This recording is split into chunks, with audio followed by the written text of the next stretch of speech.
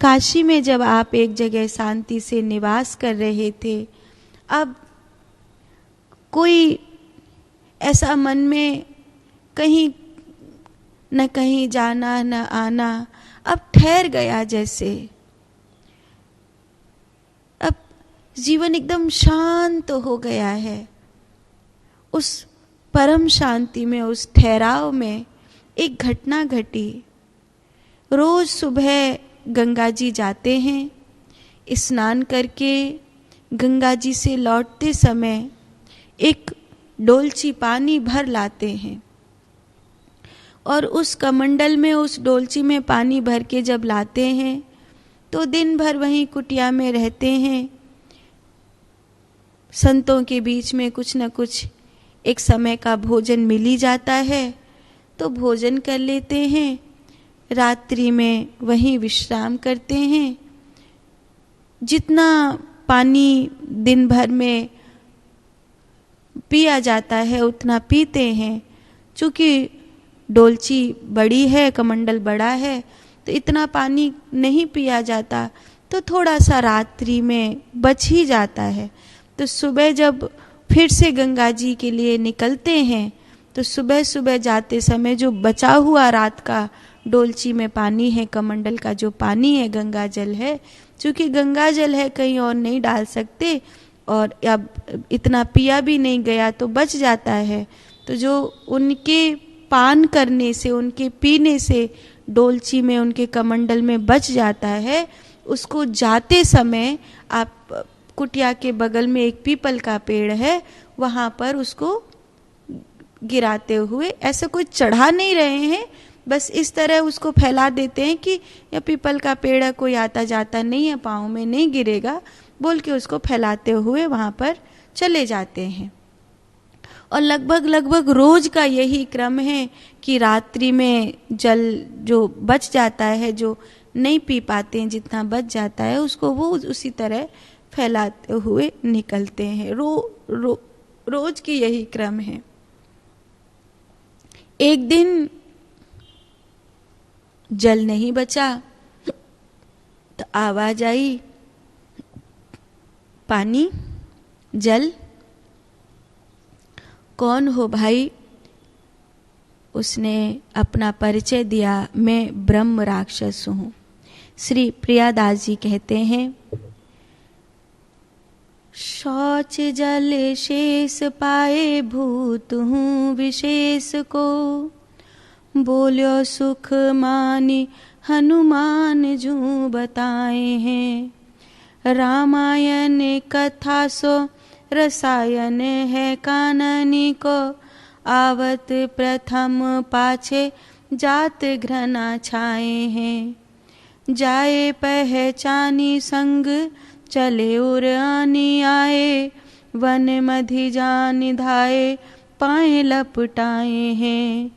करें तिरस्कार कहीं सकोगे नटार, में तो जाने रस सार रूप धार्यो जैसे गाए हैं। इस प्रकार उस ब्रह्म राक्षस ने अपना परिचय दिया, मैं वही बालक हूँ जो आपकी जगन्नाथपुरी यात्रा के समय आपको कष्ट दे रहा था। मैं तब से यहाँ ब्रह्म राक्षस बन कर के पड़ा हूँ।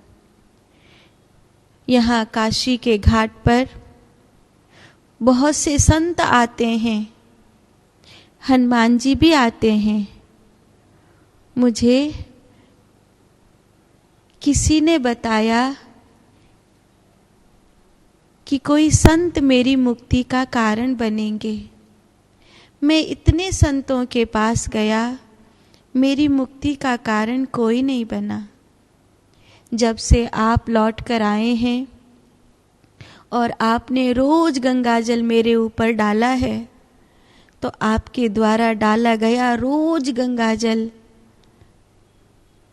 मुझे पाप मुक्त करने वाला बन गया।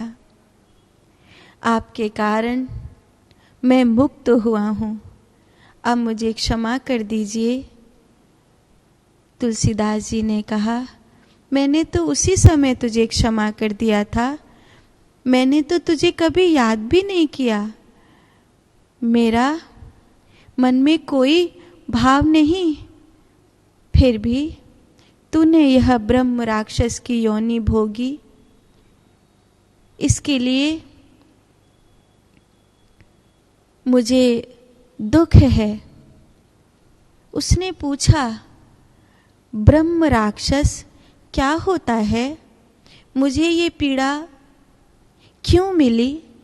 तो तुलसीदास जी ने कहा, ब्रह्म राक्षस वह होता है जो जानता सब कुछ है, लेकिन उसको अपने कर्तृत्व में धारण नहीं कर पाया। जो ज्ञानी है पर फिर भी पतित है, उसको ब्रह्म राक्षस कहते हैं। तुम्हें सब कुछ पता है, उस समय भी तुम सब कुछ जानते थे, तुमने जानबूझकर अपराध किया है, जानबूझकर किए गए अपराध का परिणाम ब्रह्म राक्षस होता है। माने वो ज्ञानी तो है, जानता तो है, पर उसको मानता नहीं था जो जानता था, जो जानता था उसको मानता नहीं था, तथापि वो ये योनि भोगता है जिसे ब्रह्म राक्षस कहते हैं।